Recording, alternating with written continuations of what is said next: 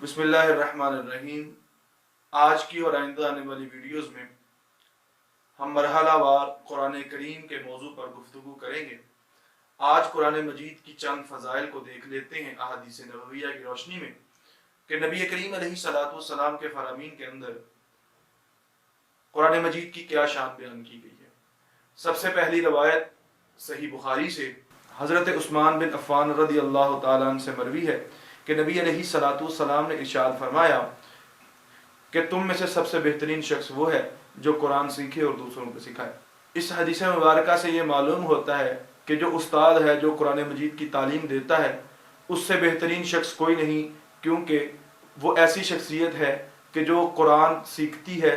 پہلے خود سیکھتی ہے اور پھر دوسروں کو سکھاتی ہے، اور اس حدیث کی روح سے قرآن سیکھنے اور سکھانے والا سب سے بہترین شخص ہے۔ دوسری روایت کے اندر حضرت ابو امامہ رضی اللہ تعالیٰ عنہ روایت کرتے ہیں کہ نبی کریم علیہ الصلوۃ والسلام نے ارشاد فرمایا کہ جو شخص قرآن کی تلاوت کرتا ہے قرآن بروز قیامت اس کے لیے شافع بنے گا اور اس کی شفاعت فرمائے گا۔ اس لیے ہمیں چاہیے کہ زیادہ سے زیادہ قرآن کریم کی تلاوت خاص طور پر رمضان المبارک کے اس مبارک مہینے میں تلاوت کریں زیادہ سے زیادہ، تاکہ ہم اللہ تعالیٰ کی رحمت کو اور اللہ تعالیٰ کی نیکیوں کو سمیٹ سکیں۔ اس لیے ہمیں چاہیے کہ قرآن کو ایک بار لازمی طور پر پڑھا جائے۔ اگر ہم قرآن پاک کو ایک بار رمضان المبارک میں نہیں پڑھ پاتے تو چاہیے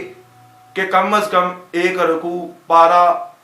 15 سپارے، 10 سپارے، جتنے کوئی آسانی سے پڑھ سکتا ہے ترجمہ تفسیر کے ساتھ پڑھے، تاکہ اس کو سمجھ لگ سکے کہ قرآن کہنا کیا چاہتا ہے، کیونکہ ہماری اور قرآن کی زبان ایک جیسی نہیں ہے۔ قرآن عربی زبان میں ہے اور ہم عجمی ہیں، لہٰذا اگر ہم اسے اپنی زبان میں سمجھیں گے تو ہمیں معلوم ہو سکے گا کہ قرآن کیا کہہ رہا ہے، کیونکہ مسلمانوں کے لیے قرآن مجید ایک ایسی کتاب ہے جو مکمل ضابطہ حیات ہے۔ جب تک ہم اس کو سمجھیں گے نہیں اور اپنی لینگویج میں جب تک نہیں سمجھ سکیں گے، چاہیے تو یہ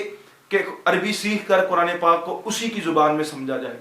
اور اگر کوئی شخص ایسا نہیں کر سکتا تو کم از کم اسے چاہیے کہ وہ ترجمہ اور تفسیر پڑھے، تاکہ اسے سمجھ لگ سکے کہ قرآن ہمارے لیے مشعل راہ تو ہے، قرآن ہمارے لیے ذریعہ نجات تو ہے، قرآن ہمارے لیے ایسی کتاب تو ہے جو ہمارے لیے قیامت والے دن شفاعت کرے گی، ہمارے لیے ایسی کتاب قرآن تو ہے جو پوری زندگی کے ہر گوشے کو اپنے اندر لیے ہوئے ہے۔ تو ہمیں چاہیے کہ قرآن کو سیکھیں تاکہ ہم اس کے احکامات پر مکمل طور پر عمل کر سکیں۔ ایک دوسری روایت میں حضرت ابو موسیٰ اشعری بیان کرتے ہیں کہ رسول اللہ صلی اللہ علیہ وآلہ وسلم نے ارشاد فرمایا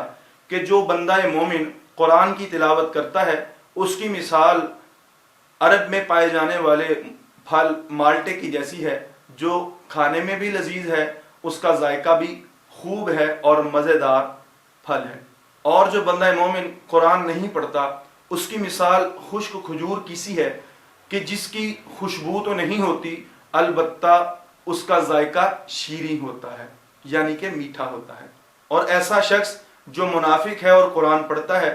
اس کی مثال گلاب کے پھول جیسی ہے کہ جس کی خوشبو تو ہے لیکن ذائقہ کڑوا ہے۔ اور ایسا منافق جو قرآن نہیں پڑھتا اس کی مثال تنبے جیسی ہے، یعنی کہ جس کی خوشبو بھی نہیں اور اس کا ذائقہ بھی کڑوا ہے۔ تو ان ساری احادیث سے قرآن مجید کے تلاوت کرنے کی فضیلت معلوم ہوتی ہے۔ دعا ہے اللہ تعالی ہم سب مسلمانوں کو رمضان المبارک کی خاص ساعتوں میں